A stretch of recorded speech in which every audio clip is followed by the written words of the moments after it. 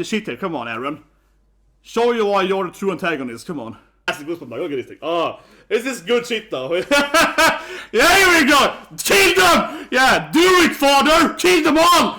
See? Now he's like, makes Grisha kill them, and then he kills Grisha, and his Zeke is like, what F is happening? And he's like, wait, what? Eren made him kill them, and then he killed his own father.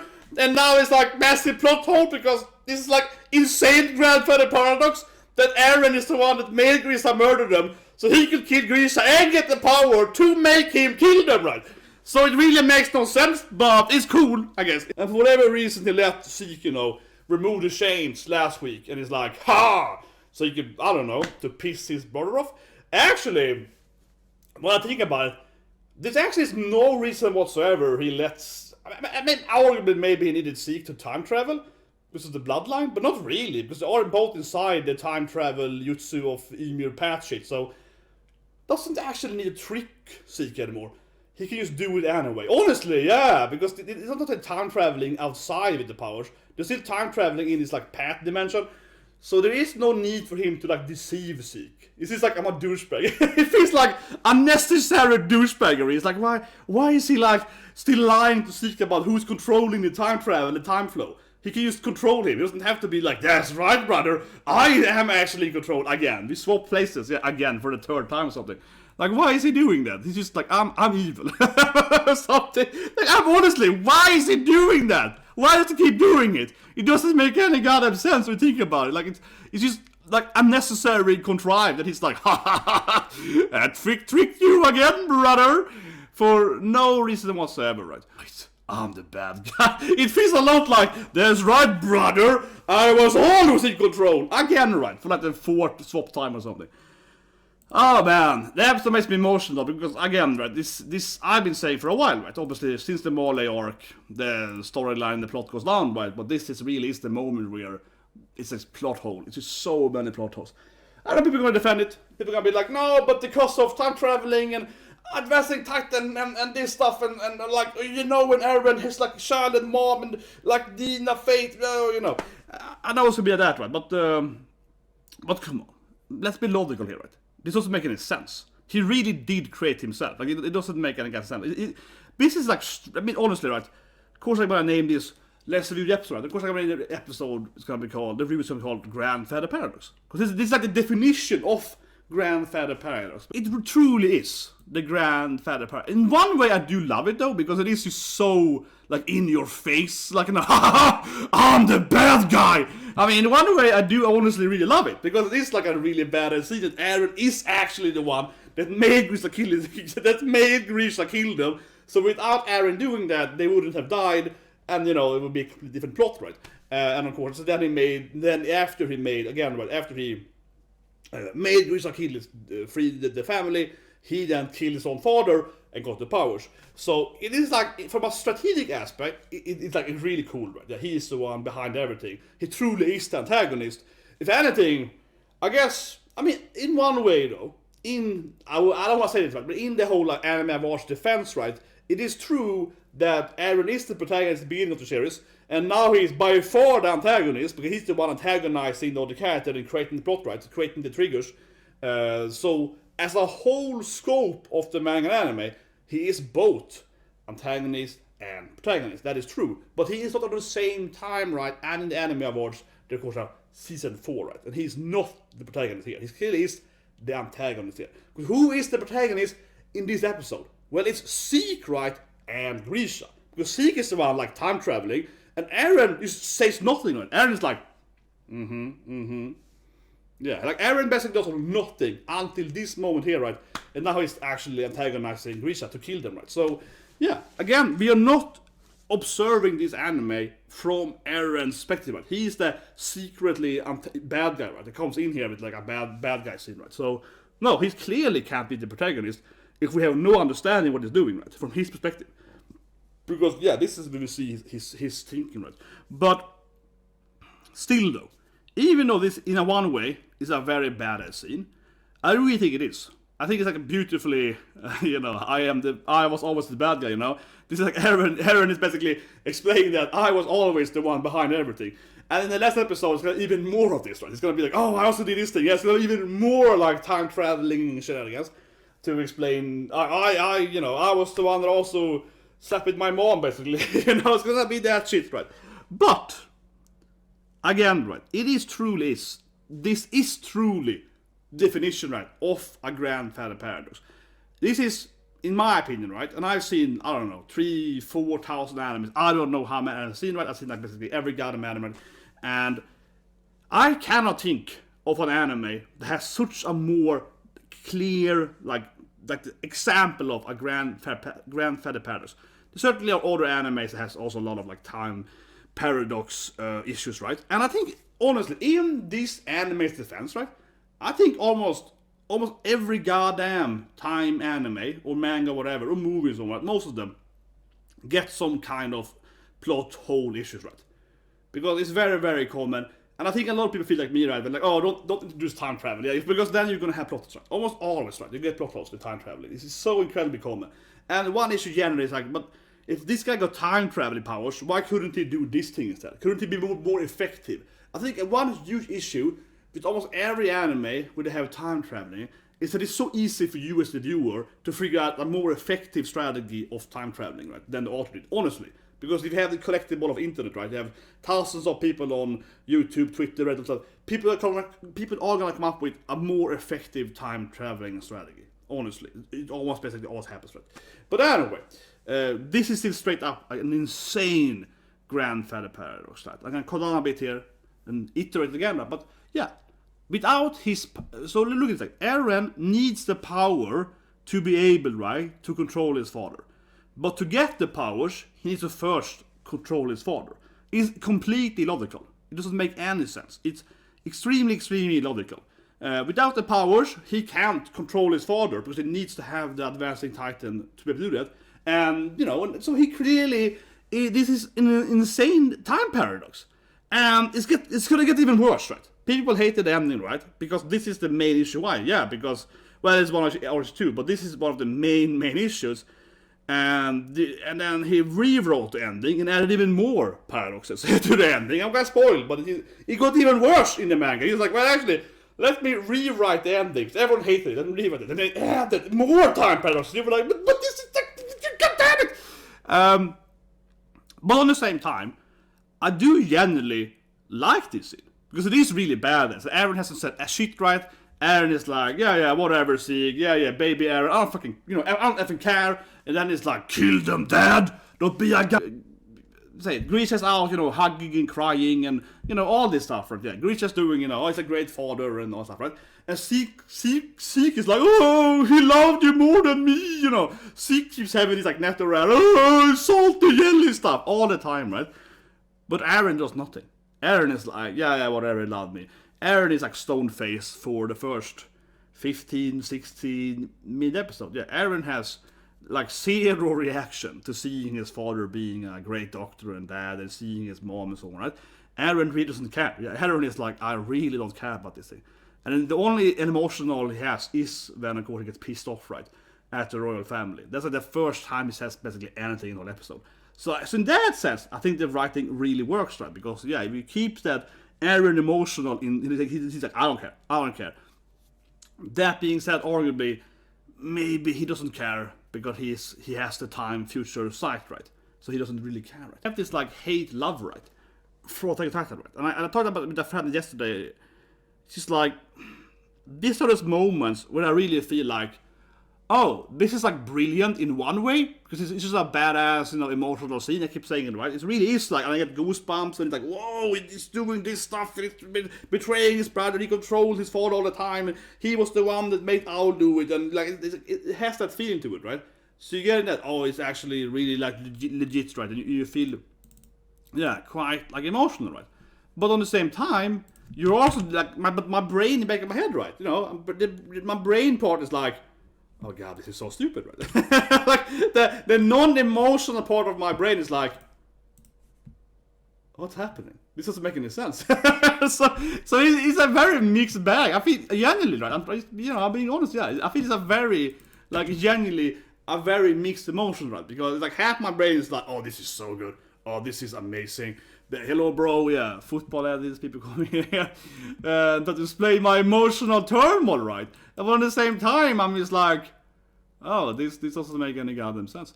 Like, yeah, and I'm like, oh, Eren is the bad guy? Always? He was always the bad guy? But let's go to the, this in here, yeah. So, this, at the same time, this is at the same time too, right? We see Grisa, the Grisa actually talked to Zeke before he died, is also in the same vein, because it's an emotional scene, because you see, I'm sorry son, I always loved you, I wanted to be a great dad, and all that stuff, right? He wanted to be like, I love you, I'm sorry that I forced you to do these things, right? So he's doing that stuff, right?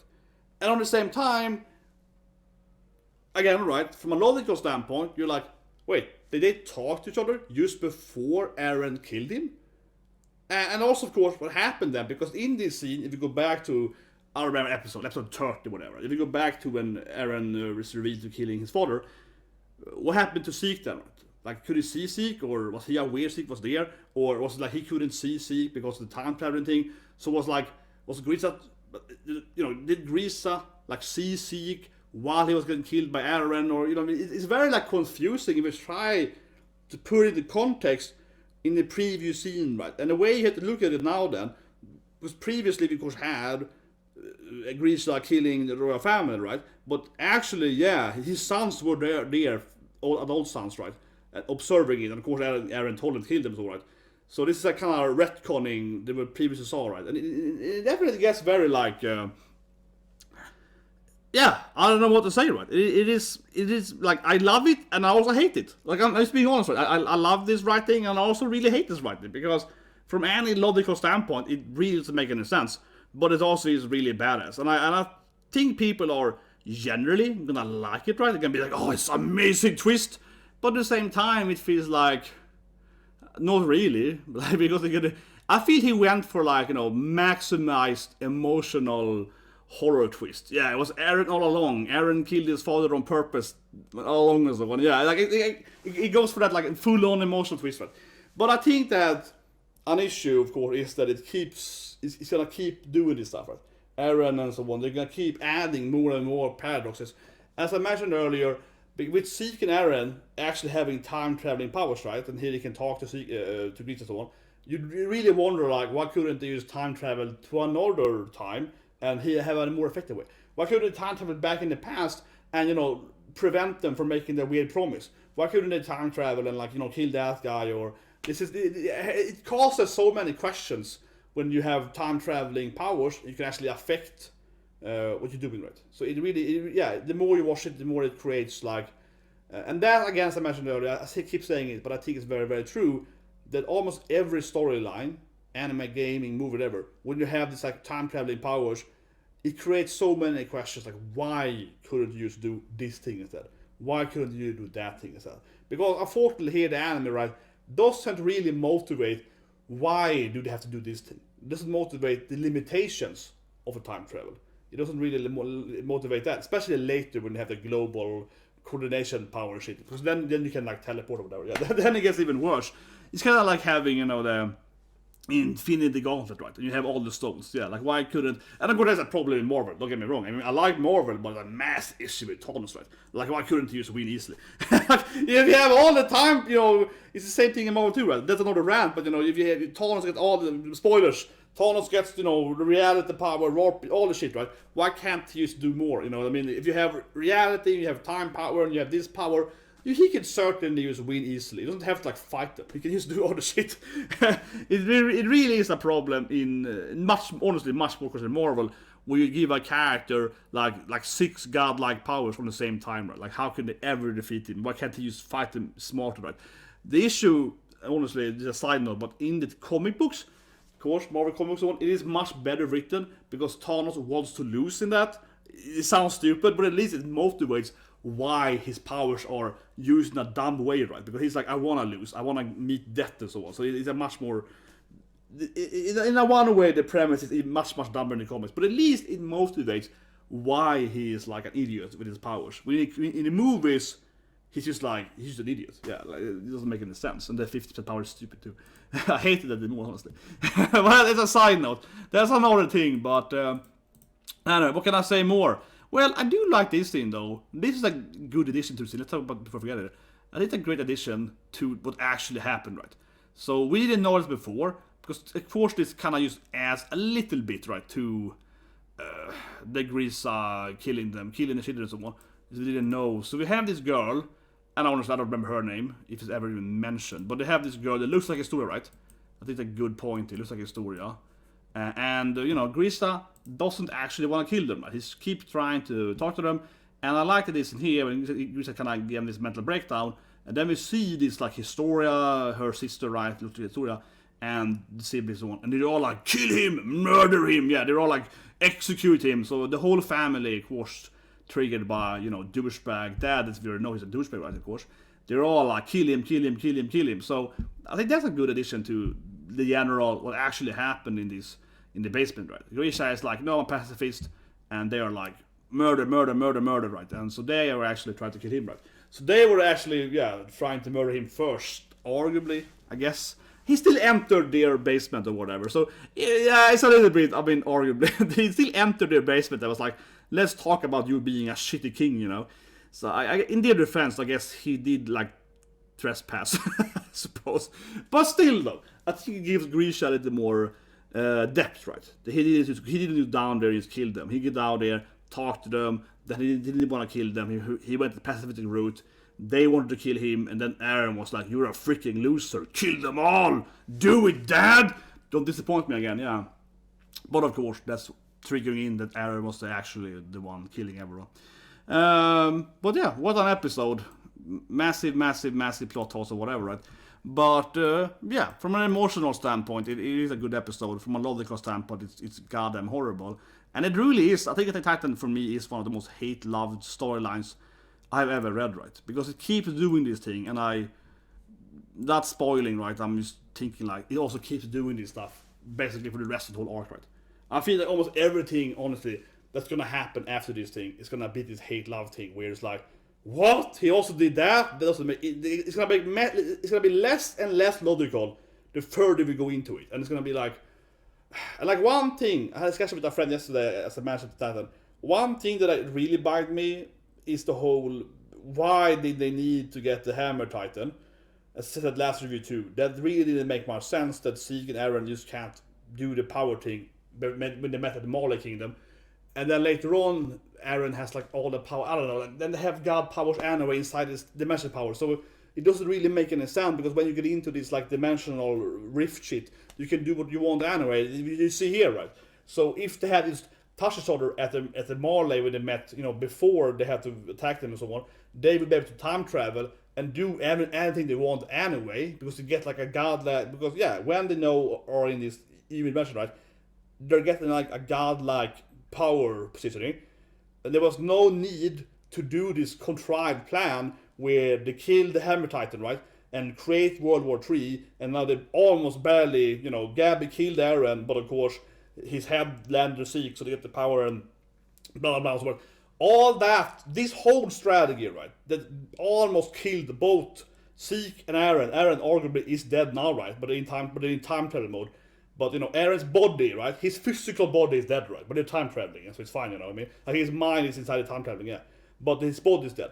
All this shit could have been avoided, I would argue for, if they just had touched each other when they met up in the Marley city, right?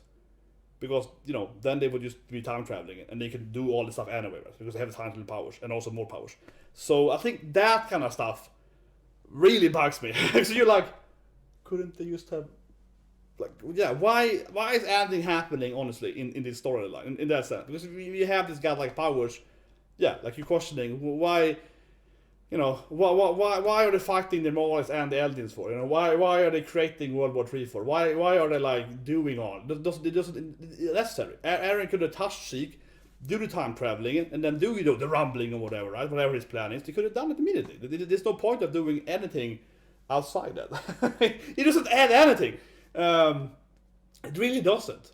Like, he has this like insane plan, and it's like, yeah, the more we learn about his plan, the dumber it gets, and you're really wondering why he's so contrived for. But I think that honestly is a big issue, that him and Zeke could have used their powers several times. They also could have triggered their powers when they captured Zeke, you know, when they fake killed Zeke with Levi.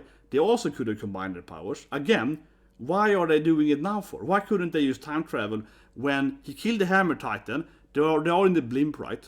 And, you know, Levi fake killed Zeke, right? And so on. Then they also basically could have time traveled at that moment.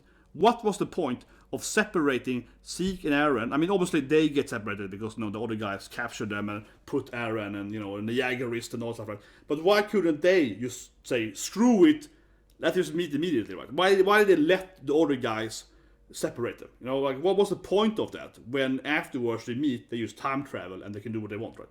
Am I the only one seeing that I'm the normal plot hole? What was the point of anything of this? After they killed the Hammer Titan at least, especially that moment, what was the point of them not just talking to each other at that fight, you know? Why couldn't Zeke and Eren just do the time travel thing at that moment? There is no point whatsoever after that. Honestly, there isn't. There is no motivation. Why? I mean, he needed to be like, I hate you, Mikasa, or something. He needed to have that moment. It's like, you're a crazy woman, you're one-dimensional, stop being in love with me, or something. I guess, he needed that moment, something like that. The only thing I can think about to motivate that otherwise enormous plot hole is that he needed to tell Mikasa that he hated her. Because that is important later, I suppose. That's the only thing I can think of. That's the point of doing this whole World War 3. Is that if you get a moment to be like, I always hated you, Mikasa. That is honestly the only thing I can think about to motivate why he needed to do the not time traveling earlier. And like, that's probably the only motivation there is for that whole thing. Literally, like, World War 3 happened because Eren was like, I hate Mikasa, I need to tell her that. Like, I'm not even kidding. I am not making a joke, I'm being serious. I think that is the only reason why World War 3 is happening, is because he needed to tell Mikasa he hates her. That's the only reason why. Holy shit, you think about it. The ramification. Whew. Anyway, stressed out. I'll take a short break, guys. Then I'll see you guys for Demon Slayer, of course. Episode 42, yeah. Because the fighting there, right? Last episode was amazing, right? It looked...